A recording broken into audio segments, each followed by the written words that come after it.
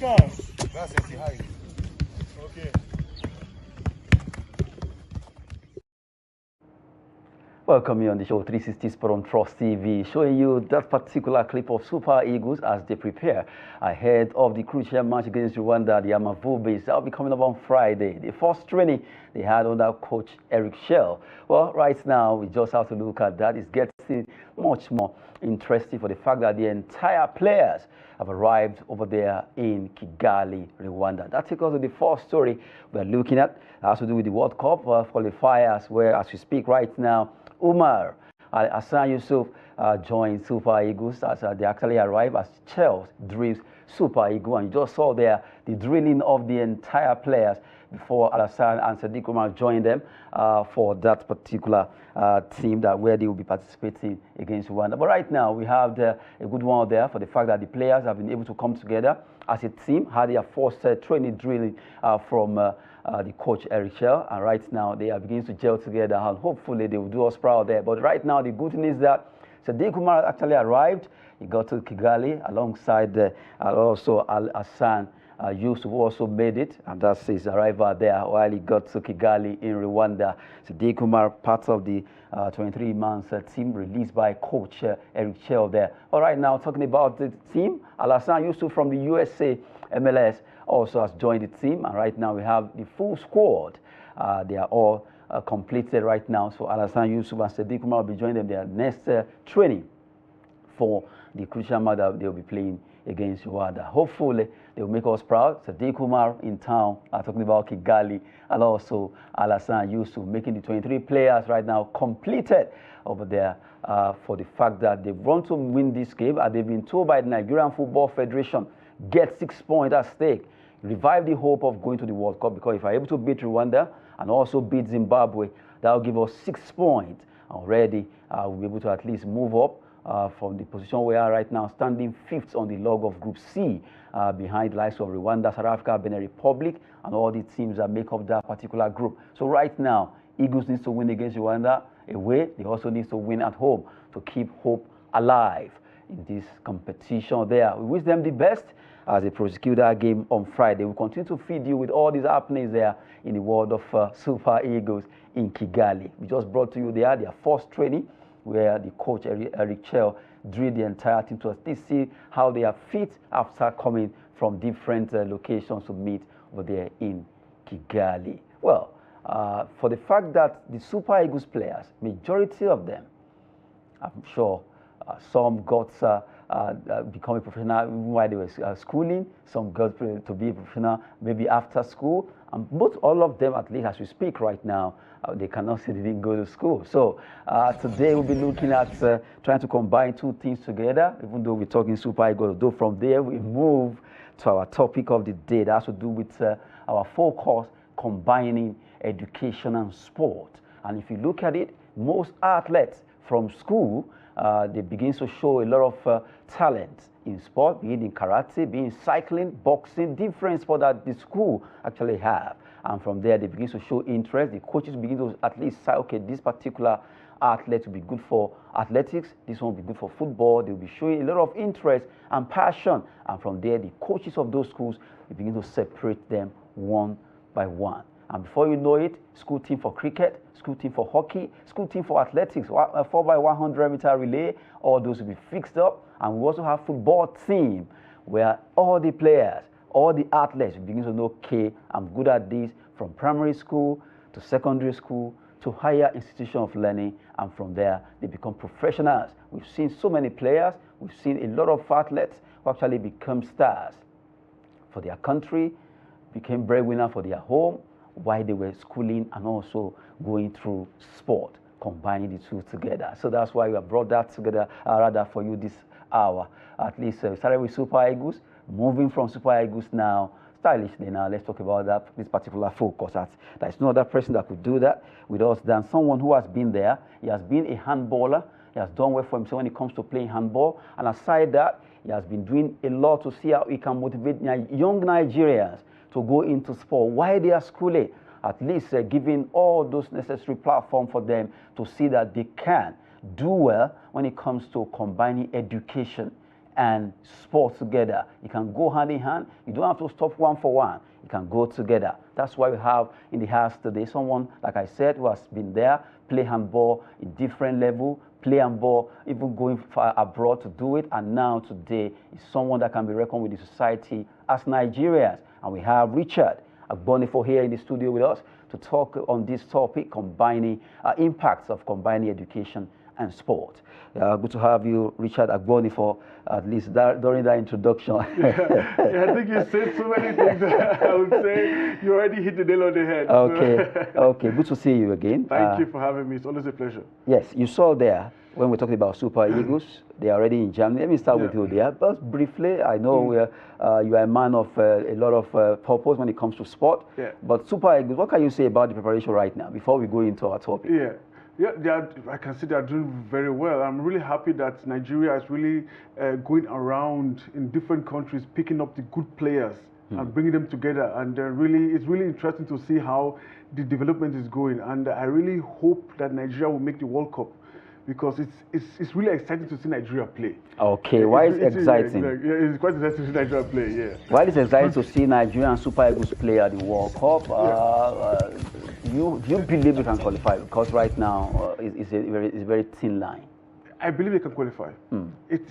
Anything can always happen, depends on the willpower. If the willpower is there to qualify, I always say both teams in any game, both teams train, both teams do the same level of hard training, the same level of concentration, but what makes the difference in a game is the level of who wants it more. Okay. So if Nigeria say we want it more, it can happen. Definitely. Okay, good one there. Okay, let's leave Super Eagles alone and let's go straight to the topic. At least so there's no way you cannot imbibe the two together. Our focus is impacts of combining sport and education. Yes. How does sport help students academically? Let's start with that, because I know that a lot of students will be like, no, I don't want to do sport, I want to focus on my education, but some students are into sport and also educating. How does it help them? Yeah, academically. It's really you scratch my back, I scratch yours. Okay. In education and sports, because if you look at our Super Eagles player or our national players, after they finish their professional career, what next? So if they have this basic education already set, then they can go on and have a very, very good career. Who knows what will happen? They get injured, they cannot play anymore. They can always fall back on that education they already have. That is why it's very, very important that they have that basic education and then do their professional career. So to entice the children in the school and say, okay, good, it is not only to entice them to make money through sports, but sports helps children mentally. Yeah, it also teaches children how to work as a team. Yeah, because you're in the school, everybody just concentrating, just doing your own. Everybody's just doing your own. But doing sports, you learn to work as a team. You learn to take the player who is not that good and put in the team and make that team player better. We learn to always make our weakest link as good as possible. So if we can have that mentality in sports, we can take that thing into our what do you call it, in our professional lives later. So that's why it's very, very good.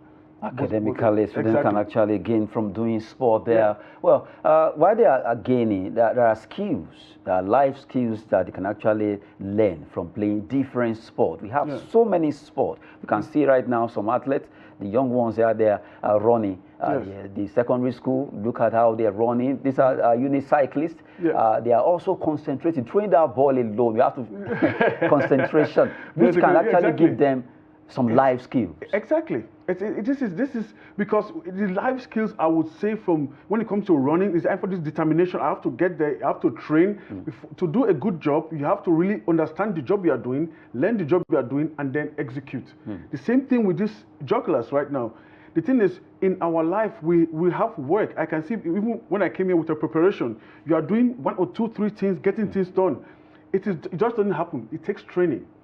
In your case, it takes experience because you have been doing it a long time, so you know. But in this case, because they can juggle different things at the same time, they can take this to their normal work life and not get stressed so quickly. I know this is also a topic we're going to cover later, but they don't get stressed so quickly because they have been trained in that area. So that's why sports helps later in future. That feeling of not giving up quickly, and always know there's always a way to get there. So that's one of the big reasons why sport is important.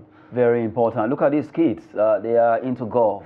They are golfing right now. As it says, you look at, this is elite sport that their parents, they've been watching, their parents, guardians, doing this, and now they are showing interest too. And that's this parts of what we're talking about. All of them are in school, and they came for this golf tournament from Benue, from Plateau, from different parts of Nigeria to play golf that particular weekend. And you look at them, they look professional. They are really happy. They were happy that day while we were interviewing them.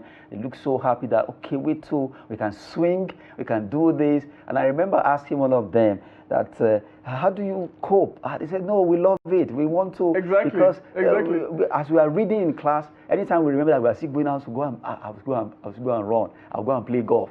That one will make me to want to do my work. That is the point, and that is the main point we're trying to make about sports. It makes them happy. I know how it was for me as a child. There was always something else. Always something else. After I finished school, there's always a reason for me when I finish to do something different. That is the main thing, being happy and having this hope for something different. Not just sitting down and just learning and learning and learning. And they go. And I want to say something also. One of the main things that will help our children to do sports is if our parents do sports. Okay. Because I've seen where parents will be like, no, I don't want to see you play football. Exactly. Because most of these children playing golf now, it's not because they also, because maybe their parents play golf. And they watch their parents play golf, they see how exciting it is. Because children, most of the time, they don't listen to what you say, but they watch what you do. So that is one of the things that help. The parents should also try and engage themselves in sports and say, okay, make it interesting for the children, and the children will also want to do sports. It is something that takes, like I said before, it takes you away from your daily life into something else where you just sweat and grind and do what makes you happy. And that is what we want for our children, to be happy. Okay, why we have this, these are different sports. These are like, some of them are mind games, some of them are sport that you just have to show physically. A lot of activities here in this particular setup. You can look at that. Look at that. A very small golf course. And look at this. This is mental. You have to put all the dots well to make sure the color rhymes and all that. It's not all sport that maybe you have to sweat it out. Some are just chess, Scrabble. Game of the mind, things that just make you, and these are even things now that we have. It doesn't have to be an international sport. These are sports for the mind. Created by Nigerians. These sports are created by Nigerians. Created by Nigerians. We just have to understand that sport is something that we should not run away from. I know that there are other things involved in sport. It's not just doing it, but getting the child there. So I can understand many Nigerians, many parents who cannot pay for the taxi, pay for bus, get their children to sports, give them the sports equipment they need, shoes, shirts. That's why we're coming as a Hand-to-Hand Foundation. That's why we try and make this small part doable. Because if they can go to training and have sports kits, half of the things already done. All they have to do is just get their child to training. And it's not that easy. So there are lots of things involved in it. It is very, very important that they do it, but there are other things that are involved in it to get that thing happening, to make that child interested in sports and actually do sports. Okay, coming back to you, I've been taking the question from what you just said about kids and whatever they need for training. And we know that a lot of Nigerian young ones out there, be it primary, secondary, higher institutions, don't even have what it takes. Some of them have not even seen the standard court or standard facility for particular sport they are interested in. So this is where you come in. As I still remember during the handball competition, during the athletics and all that, how you try to share jersey, running spikes and all that for athletes. How does this continue? At least we've seen that you've been doing it year to year, trying to see how you can help the young ones. It's not about the people you know, anyone as a Nigerian, trying to see how you can get them to do this. Consistency. Consistency is it matters. So how have you been able to do this consistently concerning this? I've been able to do it non-stop because we get the donations in Germany.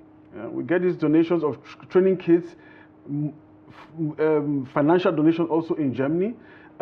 People who understand, who feel for my aim and objective to help the children in Nigeria. And that is how I do it. It's not my money, it is the donation we get. The training kits, the shoes, the spikes. Because if you see that competition we did last time, the most children, we invited children to do, there were about 200 children in the competition, and 70% did not have running shoes. They ran without shoes. At the end of it, we gave them all shoes to be able to run. We try and always to replenish these shoes and give them new ones because they grow. Children grow very, very fast. So we try and do this. But the thing is that we need the help of not only the Germans, because they understand, they try to help, but we also need the help of Nigerians. I want Nigerians to open their eyes and see that the children are the future. Yeah, because we need Nigerians to say the children are very, very important. In most countries, they don't joke with their children. But in Nigeria, we don't take our children, I have to say, we don't take our children seriously. We do not take, I know we as parents, we want to the parents want the best for their children, they do the best they can. But we don't take our children seriously, and that is the work of the government to set a place where the children can show what they can do. Especially sport. Especially sports. Sport is the best way to do it. We have so many talented children who are in other countries, who are Nigerians, doing sports for other countries, and excelling and carrying the name of Germany. They are Nigerians, but they're carrying the name of Germany because they have the support and the training in Germany.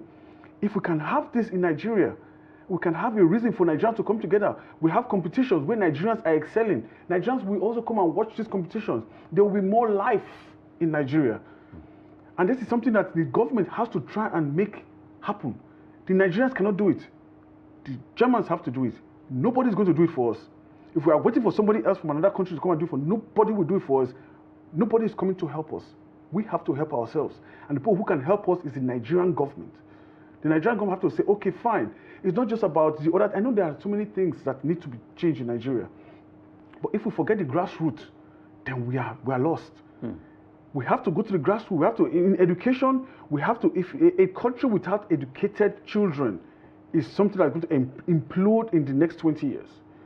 We will have people in the government, we will have people in the private sector who cannot even calculate, who cannot even read or write, just because they do not have that basic education. And this it's also something different in Nigeria or in other countries. Education is not just about making money; it's about interacting with your fellow people. You have to create a standard where people can be able to articulate and talk to each other, and not just get angry because they cannot explain what they want to say. That's where anger comes from. Because you cannot say what you want to say, then you get angry. But if you can put your anger into words, then you can be able to talk. In sports, also the same thing. If you can talk, because I don't see any reason why educated sports people cannot talk to each other. We can do that, but we have to be educated first. And Nigerians, the government had to set that place of education and make sure education is our holy grail. Every child has to be educated. The educational system has to change, has to be our first and foremost concentration in this country. Okay, while we're talking about education and combining sports together with them, the focus has been impacts of combining education and sport. Maybe let's look at, there should be some benefits. We can have these benefits, the sport benefits, while learning. Let's have it there so that we can take them. Look at this, at least from all that you have been saying, improvements of health, because from what I've learned from you, at least the kids, the health will be very well. Confidence booster. Yeah. It boosts their confidence. They are bold because they know they can easily interact with others. Yeah. We've seen where, for example, now a particular student from one school goes to Lagos or Abuja or Port Harcourt to play, and he's seen another, maybe a particular player has been hearing about. Yeah. But the fact that he's part of that team, even professional footballers like Nigerians, when they play against Argentina, we saw how some players are, okay, this is Lionel Messi live with me on the pitch. Exactly. Yeah, exactly. So the confidence booster, leadership skill, teamwork, discipline, academic performance, social development, job opportunity, wealth creation, all that, blah, blah, blah. But as it is, taking all this in one, sport benefit while learning. Can you just say, juxtapose everything that has to do with this? Like I said, everything this is exactly what we have been talking about. This is, there are a lot more benefits than what we are just, what we're just seeing here. But this is a very, very good anchor to see where teamwork, it is something that we need in this country. Teamwork is something we don't have. Everybody's just fighting for themselves. So talk about the academic performance. The academic performance is something we are doing at the very early stage. This is of course very, very necessary. I just mentioned social development, talking to each other, being able to work together as a team. This is something that we really need in this country that is not really happening, and we can start from the grassroots. And if we really could start from the grassroots, job opportunity is also there, because first of all, to get that job opportunity, it boosts the confidence level, it boosts the improvement of health. You are fit, you can get the job done. Because these are just things, because starting at a very, very early level to do sports, it will also help you in future. Because we think that, because most of us, we're always thinking of our health at the end. When we're already 60, 70, and we cannot walk straight anymore. But if we start at an early stage, really thinking of our health, later at the end, when we are 70, 80, 90, we can still be walking straight, doing things that a 60-year-old person will be doing. So sport, it helps from now till the end. Okay, so well, definitely. As it is right now, let's move away from the sport benefit. At least you've been able to get it highlighted there. And we know that when it comes to sport, I always say this, I've never seen whatever you study that doesn't work with sport. Almost all the whatever course, yes, whatever anything you study as your discipline, you can work in sport. Okay, you are data analytics, analyst rather. Data analysis will follow, still check sport, all the clubs, everything that's with data is imputed there. Oh, you are a medical doctor, clubs need doctor. You are a psychologist, they also need it. Oh, I study French. They need translator. Oh, I study outside language. They need translator. Jose Mourinho started like as a translator with Barcelona, and today he's a coach. He's a coach, one of the best moving coaches from one to the other. Exactly. And then, I'm an engineer. Of course, engineer can work in sport. Whatever you study, you can work in sport. We've been looking at that topic, at least as it is right now, impacts of combining education and sport. And we've been with Richard Agbonifo in the house with us, talking about the benefits and what it takes to be as a student, having sports, working with education. Now, we know we have educators, we have coaches who coach from each school. They have their own sports coach who actually takes over, our sports master. Well, as it is, how can educators and coaches support students in developing their sports talents while they are actually learning? This is a very, very good question. But this is a question that has a cycle to it. Most coaches and teachers, they want to help the children. They really do. I've seen different teachers. Some of even when I was in school, my best teachers were also with us in the sports area. They want to do all they can, but they also need the support from their school, and they also need support from the government. Government have to pay them well, the teachers, and people have to support the coaches also. Because they want to coach, but the coach also has his family. They also needs money to go to have transport to go and train these children.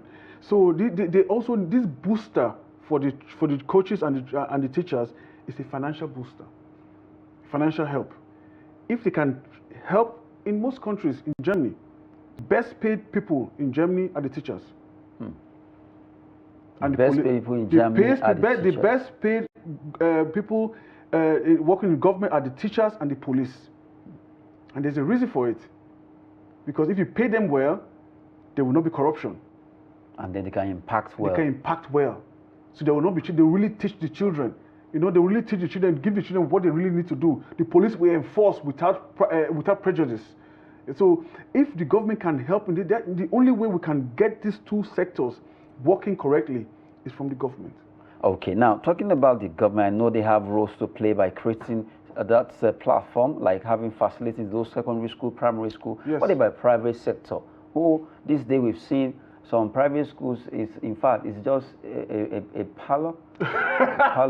So what do you do with that kind of school where they don't have training, maybe where they can actually run 100 meters or let alone play basketball, and the students they want to do sport? They have to go and maybe hire a place to do their inter-house sport or thereabout. Yeah, you see, that's a very, very good thing. I think there's an organization in Nigeria, the School Sports Association.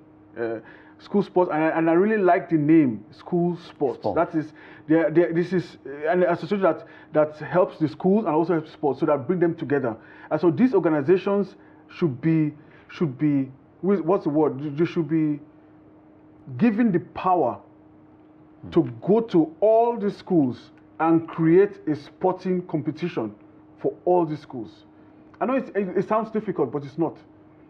Because immediately they do that, children, children, they want to do sports, they want to play, they really want to go out. Immediately they do that, they will see children who want to do sports.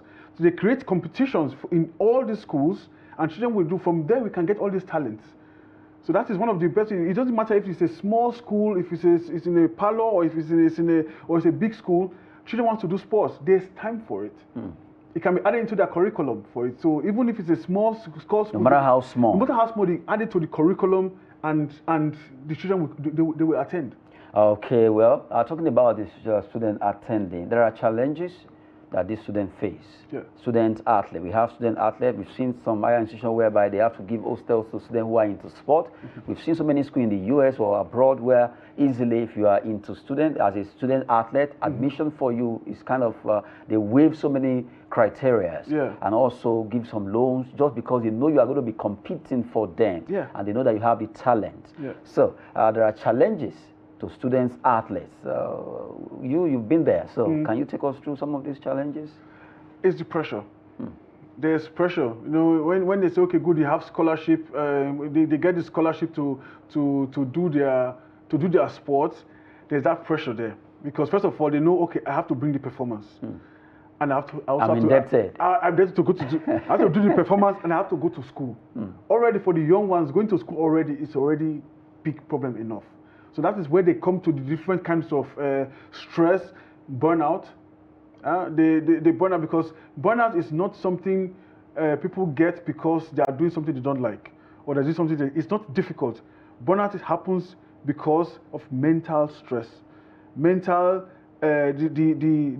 stress of you being scared of performing. That is where burnout comes from. You can be doing what you love, you can be doing what you like all the time, but you can also get burnout because that fear of performance. So there has to be I think that is an individual task for the schools. To say, okay, fine, this is we want you to play for us, want you to play, but also we have to concentrate in school. So these are things the school has to do something about it. So so that the children will feel that, okay, we're not under pressure. We're not under pressure to do things and to get things done in the school. Okay, we've been talking with Richard Agbonifo on the show that has to do with focus, impact of combining education and sport right now. Well, we still continue with the question for him. He's been giving us all the details that have to do with combining the two. But right now we go on a short break. At least let's have some time. By the time we come back, we continue on this impactful type of combining sport and education. We'll be right back.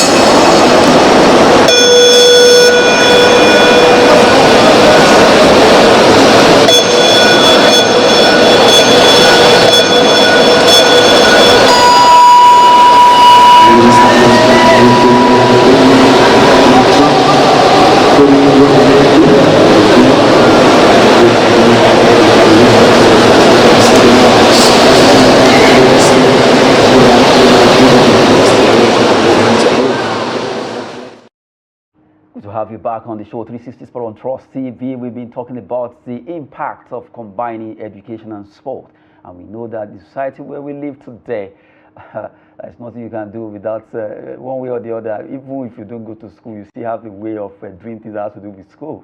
If you want to transact business, either you have a transfer of or whatever it is, you just have to get educated and also involve sport. And now we know that a lot of students who are sport oriented are doing so well right now, putting food on the table for their families and also making Nigeria great. That's why Richard Abonifo has been here with us to talk about sport. Now let's take another sector question. How do sports teach values? You know, when it comes to education and sport and lifestyle and everything, how does sports teach values like teamwork and discipline? Even though we listed it in that benefits. Yes.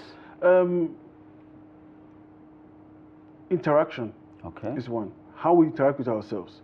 Because when you are doing sports, you are under pressure, you are running, you are throwing balls, you are really moving. But at the same time, you are working with a team. At the same time, you are trying to get one goal. So that is something that helps us in our daily life. In your daily work, you have people working together with you. So if you can have people working together with you with having one goal, so this is something that will help you later in future.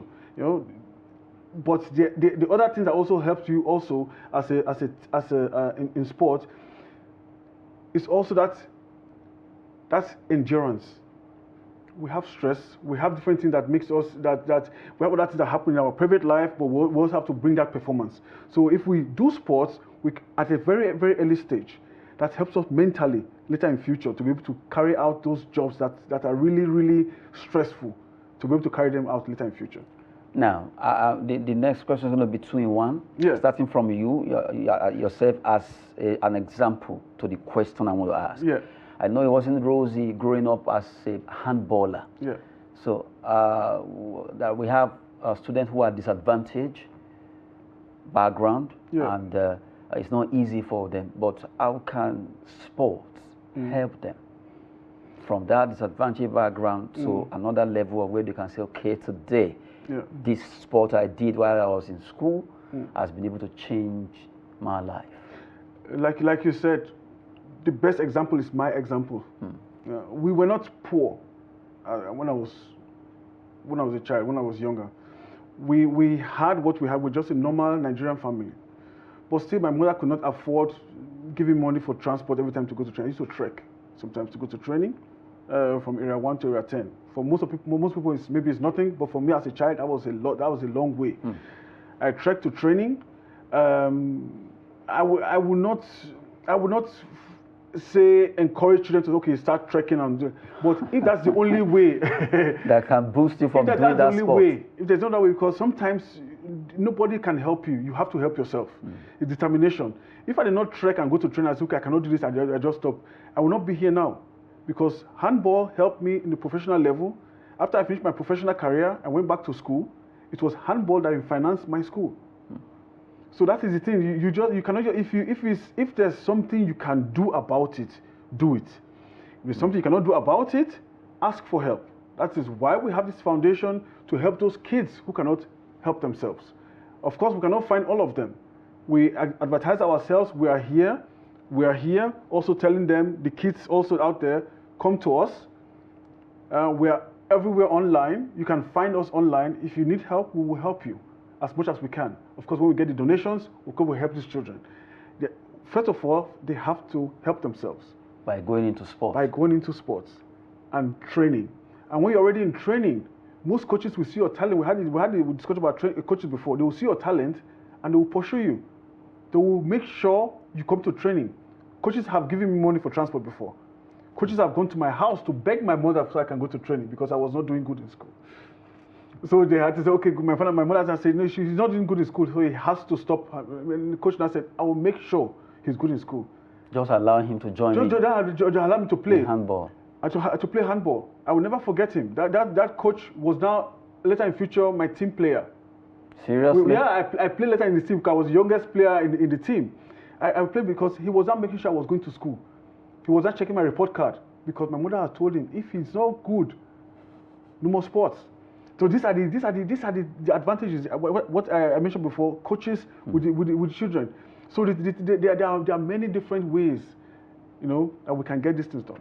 Okay, while you were talking about that, that reminds me that when it comes to this sports thing, not just about everybody doing it for money. Some people actually doing it for passion. From there, money comes in. Yeah. And like you, can you take us through how you play professional handball? Yes, I play professional handball in Italy.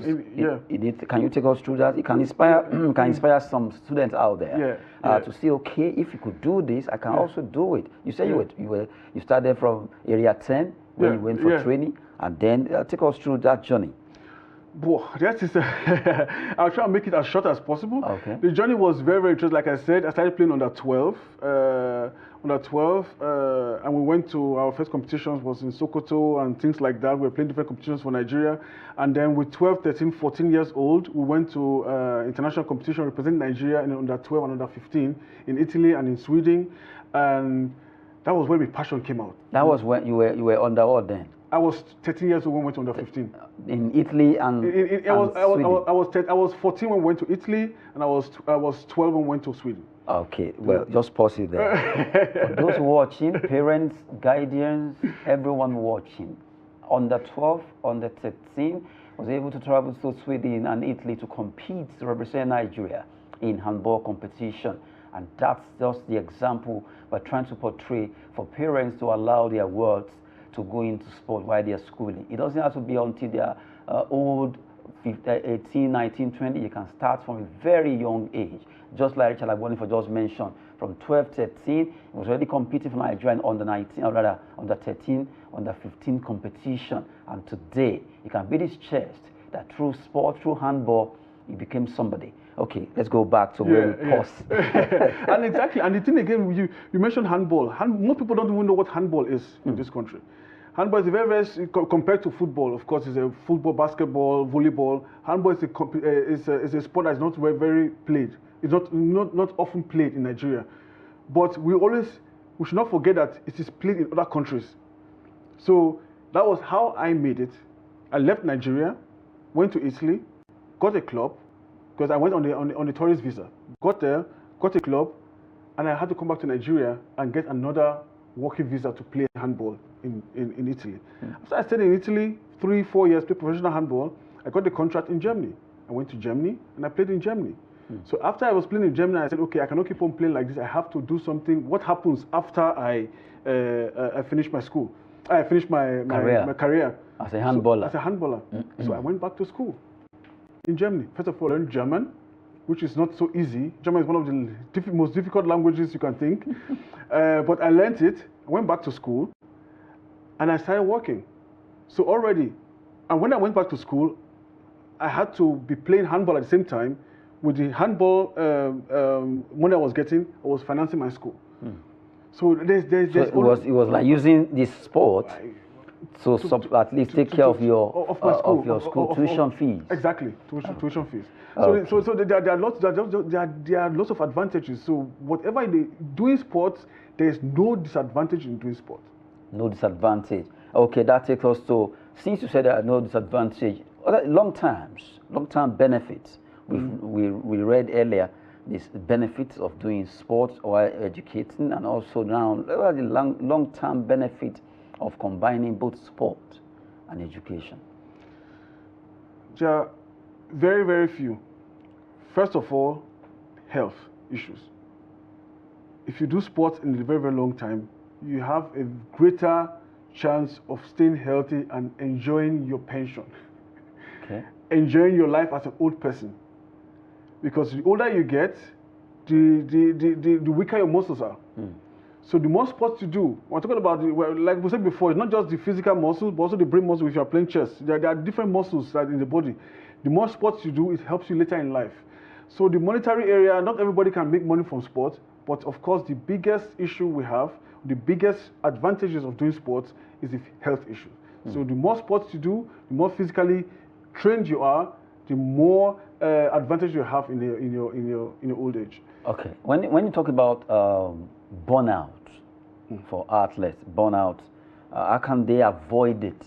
We have student athletes who are into football, who are into karate, whatever sport they are doing, and like you mentioned, I just picked that word burnout. So how can they avoid burnout?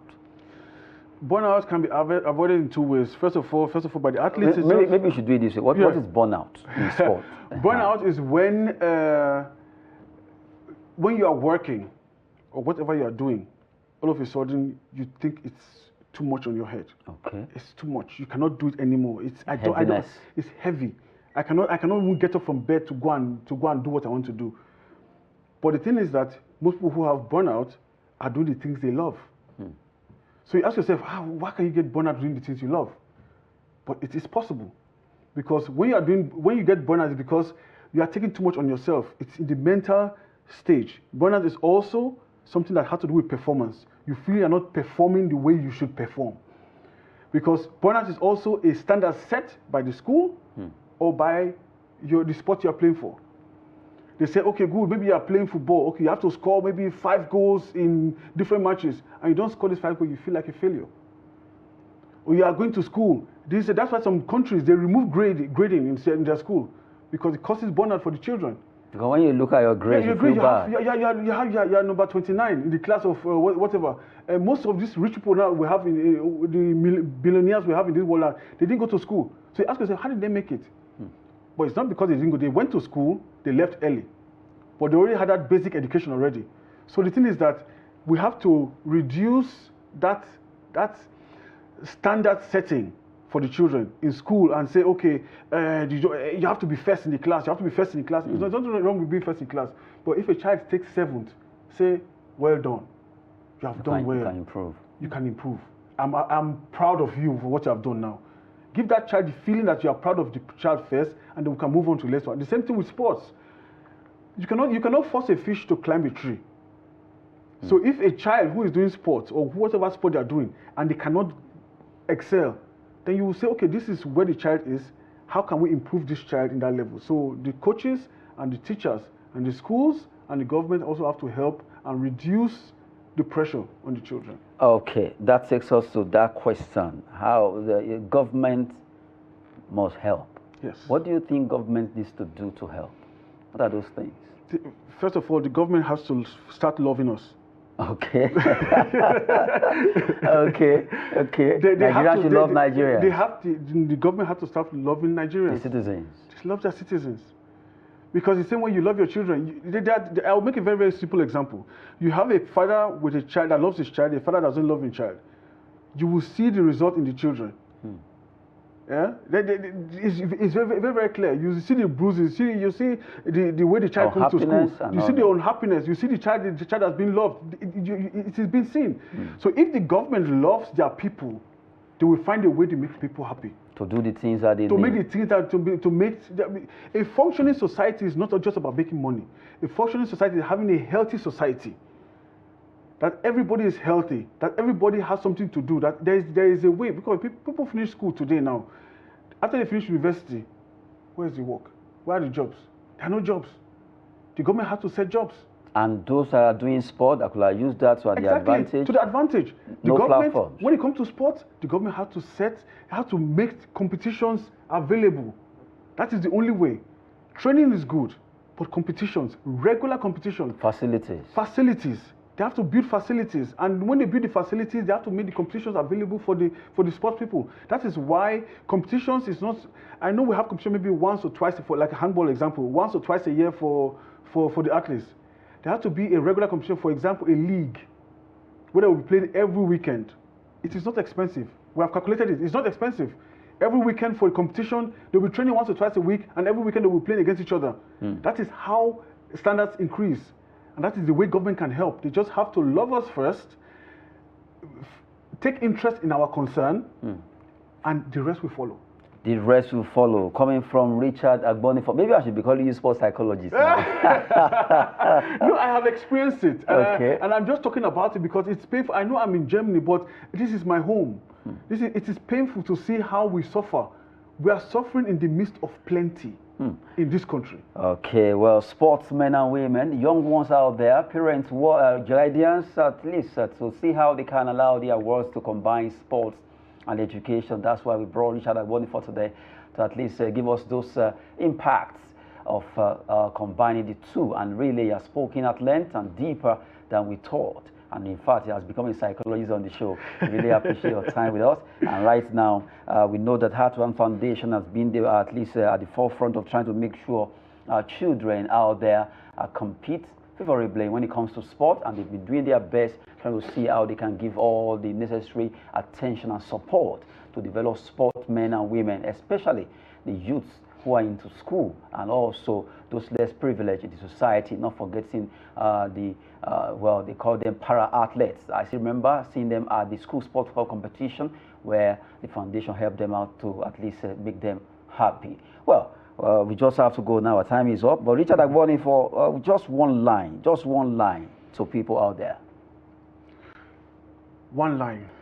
Okay, I didn't see that coming.